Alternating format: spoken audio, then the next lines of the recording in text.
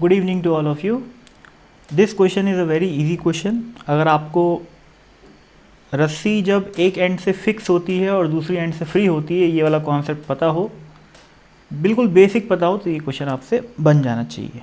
देखो, अब बोला है कि a 2 metre long rope having a mass of 80 gram is fixed at one end end is tied to a light string at the other end.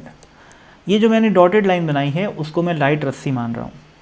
ये जो है अपनी सॉलिड लाइन, वो मेरी 2 मीटर की रोप है जिसका मास 80 ग्राम है। ठीक है, तो ये वाला एंड फिक्स एंड हो गया और ये वाला एंड को अपन कैसा मानेंगे? फ्री एंड मानेंगे। जब भी ऐसा लिखा हुआ हो कि किसी रोप को या किसी रस्सी को, किसी स्ट्रिंग को एक बहुत ही लाइट स्ट्रिंग से अटैच किया गया है, तो उसको अपन फ्री एंड की तरह ट्रीट करते हैं। ठीक है, तो ये हमारा फ्री एंड हो गया और ये फिक्स एंड हो गया।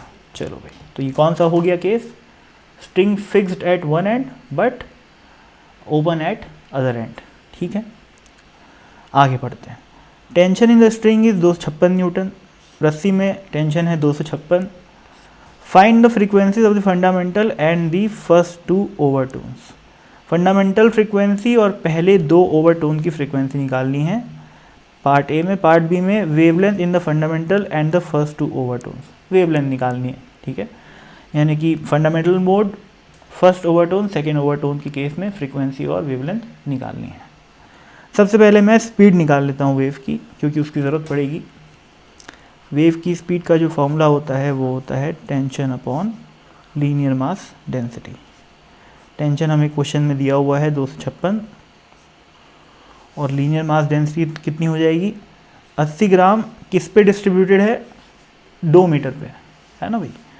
80 ग्राम मतलब हो गया 0.08 kg डिवाइडेड बाय 2 मीटर। ठीक है, जब आप इसको कैलकुलेट करोगे तो इसकी वैल्यू आ जाएगी 80 मीटर पर सेकेंड। वो कोई खास बात नहीं है, कैलकुलेशन आप लोग कर सकते हो। ठीक है, चलो भाई, तो ये ध्यान रखना, ग्राम को मैंने मीटर में पहले कन्वर्ट किया, केजी में कन्वर्ट किया है, उसके बाद लीनियर मास डेंसिटी निकाली है, तभी जाके हमारी जो वेलोसिटी है वो मीटर पर सेकेंड में आएगी। तो ये आ गई वेलोसिटी। अब रस्सी जब एक एंड से फ्री होती है, एक एंड से फिक्स होती है, तो फंडामेंटल फ्रीक्वेंसी का फॉर्मूला जो होता है वो होता है 1/4L इंटू वी।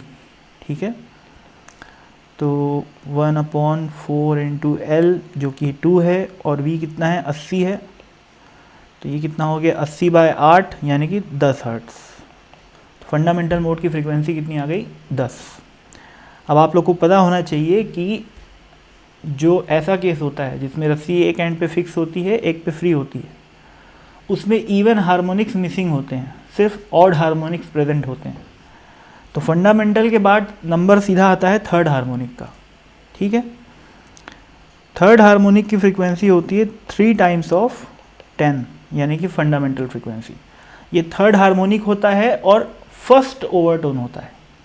ठीक है, जैसे फंडामेंटल मोड की अगर मैं बात करता हूँ तो उसमें ऐसा बनता है, आधा लूप बनता है स्टैंडिंग वेव में। फर्स्ट ओवरटोन की बात करूँ तो 1.5 लूप बनते हैं ऐसे। ठीक है, तो ये फर्स्ट ओवरटोन होता है लेकिन थर्ड हार्मोनिक होता है। और अगर मैं बात करूँ सेकेंड ओवरटोन की, तो उसमें कितने लूप बनेंगे? 2.5 लूप बनेंगे। अगर ओवरटोन और हार्मोनिक्स में डिफरेंस में कन्फ्यूज़न हो तो मैं आपको रिकमेंड करूँगा कि थ्योरी अच्छे से पढ़ो, समझ में आ जाएगा। ठीक है, तो ये कौन सा केस हो गया? ये अपनी फिफ्थ हार्मोनिक हो गई और सेकेंड ओवरटोन हो गया। ठीक है, तो ये थर्ड हार्मोनिक कितनी आ गई? 30 हर्ट्ज़, जो कि कौन सा ओवरटोन है? फर्स्ट ओवरटोन है। ठीक है, फिर फिफ्थ हार्मोनिक क्या हो जाएगी? 5 × 10, मतलब वो हार्मोनिक मतलब मल्टीपल ऑफ फंडामेंटल होता है। ठीक है, तो ये आ जाएगा 50। और ये कौन सा ओवरटोन है? ये सेकेंड ओवरटोन है। ठीक है, ओवरटोन का मतलब होता है लूप एक्स्ट्रा होना। जैसे मैं एक बात बताता हूँ, यहाँ पर फंडामेंटल मोड में यदि मैं बात करूँ, फंडामेंटल मोड में अगर मैं बात करूँ तो आधा लूप बनता है। ठीक है, फर्स्ट ओवरटोन में एक लूप ज़्यादा, आधा में एक ऐड करोगे तो क्या बनेगा? 1.5। सेकेंड ओवरटोन मतलब एक और लूप ज़्यादा, तो 1.5 में एक और ऐड करूँगा तो कितना बनेगा 2.5, यानी कि 2.5। तो ये 2 और आधा लूप है, ठीक है। ये ओवरटोन होता है। अब भैया फ्रीक्वेंसी तो आ गई 10, 30 और 50। अब बात की है वेवलेंथ की, पार्ट बी में।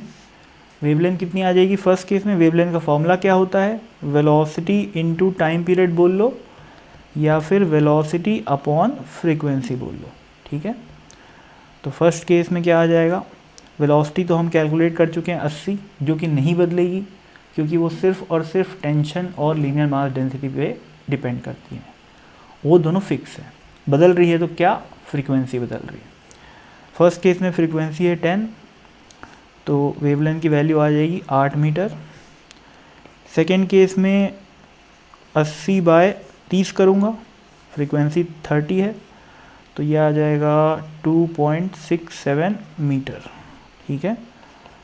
थर्ड केस में यानी कि सेकेंड ओवरटोन में स्पीड 80 और फ्रीक्वेंसी 50, तो 0 से 0 गया, 8/5 कितना होता है? 1.6 मीटर। तो ये 3 वेवलेंथ हो गए। ध्यान रखिएगा, एक लूप की लेंथ आधी वेवलेंथ के बराबर होती है ना। अपने को एक लूप की लेंथ नहीं पूछा है, अपने को वेवलेंथ पूछा है, ध्यान रखना। और ये तीनों फ्रीक्वेंसी अपन निकाल चुके हैं, है ना, 10, 30 और 50। तो I think this is sufficient. Thank you so much.